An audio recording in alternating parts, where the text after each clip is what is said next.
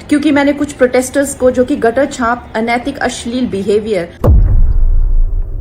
सड़क पर बच्चों के सामने, बुजुर्गों के सामने, महिलाओं के सामने डिस्प्ले कर रहे थे, उसको नॉर्मलाइज करने से मना किया है। आज हम बात करेंगे बॉलीवुड की एक ऐसी अभिनेत्री और अब राजनेता की जो अपने बेबाक बयानों और विवादों के लिए हमेशा चर्चा में रहती है, कंगना रनौत। कंगना को उनके शानदार अभिनय के लिए कई राष्ट्रीय पुरस्कार मिल चुके हैं, लेकिन अपनी फिल्मों से ज्यादा वह अपनी निजी जिंदगी और अपने बयानों को लेकर सुर्खियों में रहती है। हाल ही में उन्होंने जंतर मंतर पर प्रदर्शन कर रही युवा लड़कियों और युवाओं को लेकर कुछ ऐसी टिप्पणियां की हैं जिससे एक नया विवाद खड़ा हो गया है। उन्होंने इस पीढ़ी को गटर जनरेशन कहा है और उनके रहन सहन पर कड़े सवाल उठाए हैं। इस बयान के बाद हर तरफ उनकी भारी आलोचना हो रही है, लेकिन कंगना ने अपने शब्द वापस नहीं लिए हैं और न ही किसी तरह की कोई माफी मांगी है। जब भी कंगना इस तरह के बयान देती है तो लोग तुरंत उनके पुराने दिनों और उनके खुद के विवादित रिश्तों की तरफ उंगली उठाने लगते हैं। आज हम उसी बारे में बात करेंगे और कंगना की उस लिस्ट पर नजर डालेंगे जिसने हमेशा लोगों को हैरान किया है। इसी तरह की और रहस्यमयी जानकारी प्राप्त करने के लिए हमारे चैनल ट्रू हिस्ट्री को आज ही सब्सक्राइब करें और बेल आइकॉन को प्रेस करें। कंगना रनौत के करियर के शुरुआती दिनों की कहानी काफी संघर्ष भरी रही है। जब वह बहुत छोटी थीं और अपने सपनों को पूरा करने के लिए मुंबई जैसे बड़े शहर में आई थीं, तब उन्हें एक सहारे की तलाश थी। इसी दौरान उनकी मुलाकात बॉलीवुड के जाने माने अभिनेता आदित्य पंचोली से हुई। उस वक्त कंगना की उम्र महज 18 साल के आसपास थी, जबकि आदित्य पंचोली उनसे उम्र में करीब 22 साल बड़े थे, यानी वह लगभग 40 साल के थे। यह रिश्ता इंडस्ट्री में बहुत तेजी से चर्चा का विषय बन गया। आदित्य पंचोली उस वक्त पहले से ही शादीशुदा थे और उनके बच्चे भी थे, लेकिन इसके बावजूद दोनों का रिश्ता काफी आगे बढ़ गया। कहा जाता है कि आदित्य ने शुरुआती दिनों में कंगना की बहुत मदद की, उनके लिए एक मेंटोर की तरह काम किया। दोनों को कई सार्वजनिक जगहों पर एक साथ देखा जाने लगा। कुछ समय बाद यह बात भी सामने आई कि दोनों एक साथ रहने लगे थे। एक पुराने इंटरव्यू में तो खुद आदित्य पंचोली ने यह बात कबूल की थी कि वह दोनों पति पत्नी की तरह रह रहे थे और वह कंगना के लिए एक अलग घर भी बनवा रहे थे। लेकिन यह रिश्ता ज्यादा दिन तक शांति से नहीं चल सका। धीरे धीरे दोनों के बीच खटास आने लगी।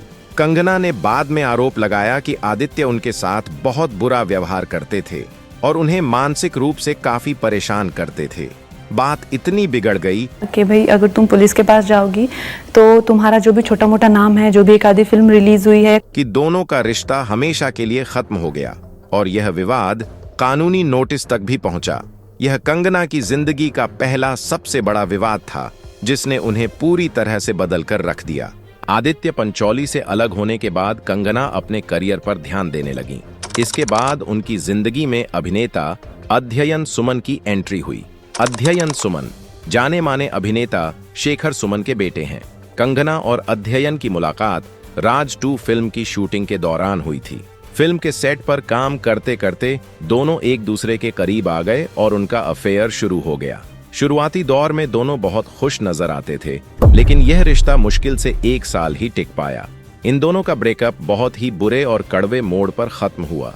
ब्रेकअप के बाद अध्ययन सुमन ने कई ऐसे खुलासे किए जिन्होंने पूरी फिल्म इंडस्ट्री को हैरान कर दिया। उन्होंने कहा कि कंगना का स्वभाव बहुत ही हावी होने वाला था और वह उन्हें बहुत परेशान करती थीं। अध्ययन ने यहाँ तक कहा कि कंगना उनके साथ अक्सर बुरा बर्ताव करती थीं। इन आरोपों के कारण कंगना की छवि पर काफी असर पड़ा। हालांकि कंगना ने हमेशा इन बातों को गलत बताया और कहा कि यह सब सिर्फ उन्हें बदनाम करने की एक साजिश है। अध्ययन ने यह भी साफ कर दिया था कि वह अपनी जिंदगी में आगे बढ़ चुके हैं और कंगना के साथ बिताए गए समय को पूरी तरह से भूल जाना ही बेहतर समझते हैं। इसके बाद कंगना का नाम बॉलीवुड के सुपरस्टार अजय देवगन के साथ भी जुड़ा। यह बात उस समय की है जब दोनों film once upon a time in Mumbai में एक साथ काम कर रहे थे। कहा जाता है कि फिल्म के सेट पर दोनों के बीच काफी अच्छी दोस्ती हो गई थी और यह दोस्ती धीरे धीरे नजदीकियों में बदल गई। अजय देवगन उस समय शादीशुदा थे और उनका परिवार था। कहा जाता है कि अजय ने अपनी कुछ और फिल्मों के लिए भी कंगना का नाम आगे बढ़ाया था। लेकिन जैसे ही यह बात अजय देवगन की पत्नी काजोल तक पहुंची तो घर में काफी बवाल हुआ। परिवार की शांति को ध्यान में रखते हुए अजय देवगन ने तुरंत कंगना से दूरी बना ली और यह रिश्ता वहीं खत्म हो गया। इस मामले में कोई बड़ा सार्वजनिक विवाद नहीं हुआ क्योंकि दोनों ने ही खामोशी से अलग होना बेहतर समझा। अब बात करते हैं उस विवाद की जिसने कंगना की जिंदगी में सबसे बड़ा भूचाल ला दिया। यह नाम है ऋतिक रोशन। कंगना और ऋतिक की मुलाकात क्रिश 3 फिल्म के दौरान हुई थी। धीरे धीरे दोनों के रिश्ते को लेकर अफवाहें उड़ने लगीं। यह विवाद 2016 में तब खुलकर दुनिया के सामने आया जब कंगना ने एक इंटरव्यू में ऋतिक की तरफ इशारा करते हुए कुछ बातें कह दी। कंगना का दावा था कि ऋतिक और उनके बीच एक बहुत ही गहरा और रोमांटिक रिश्ता था। यहां तक कि यह भी कहा गया कि जब ऋतिक का उनकी पत्नी से तलाक हो रहा था तब ऋतिक और कंगना ने गुपचुप तरीके से सगाई भी कर ली थी। कंगना ने बताया कि दोनों एक दूसरे को हजारों ईमेल भेजते थे। उसने वो मेल खुद को भेजे हैं मेरे अकाउंट से ताकि वो दिखाने के लिए। लेकिन दूसरी तरफ ऋतिक रोशन ने इन सभी दावों को सिरे से खारिज कर दिया। ऋतिक का कहना था कि उनका कंगना के साथ कभी कोई रोमांटिक रिश्ता रहा ही नहीं। उन्होंने कहा कि कंगना जो भी बातें कह रही हैं वे पूरी तरह से मनगढ़ंत हैं। यह मामला इतना बढ़ गया कि इसमें पुलिस और कानूनी जांच तक शामिल हो गई। दोनों तरफ से खूब आरोप प्रत्यारोप लगाए गए। हालांकि इस मामले में कोई भी ठोस सबूत नहीं मिल पाया और आखिरकार यह केस बंद हो गया। लेकिन आज भी जब कंगना रनौत की बात होती है तो ऋतिक रोशन के साथ उनका यह विवाद सबसे पहले याद किया जाता है। कंगना का नाम चिराग पासवान के साथ भी जोड़ा गया क्योंकि दोनों ने एक फिल्म में साथ काम किया था।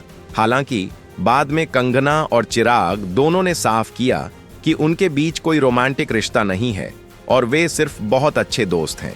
तो दोस्तों, यह थी कंगना रनौत की जिंदगी की वो लिस्ट जिसने हमेशा उन्हें चर्चा में रखा है। आज जब कंगना एक सांसद के रूप में युवाओं को नसीहत देती हैं और दूसरों के रहन सहन पर सवाल उठाती हैं तो जनता भी उनके अतीत के पन्नों को पलटने लगती है।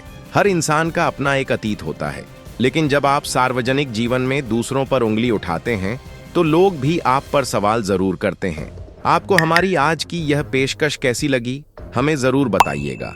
अगर आपको यह जानकारी अच्छी लगी हो तो वीडियो को लाइक और शेयर जरूर करें और चैनल को सब्सक्राइब करना न भूलें। सुरक्षित रहें, अपना और अपनों का ख्याल रखें। जय हिंद।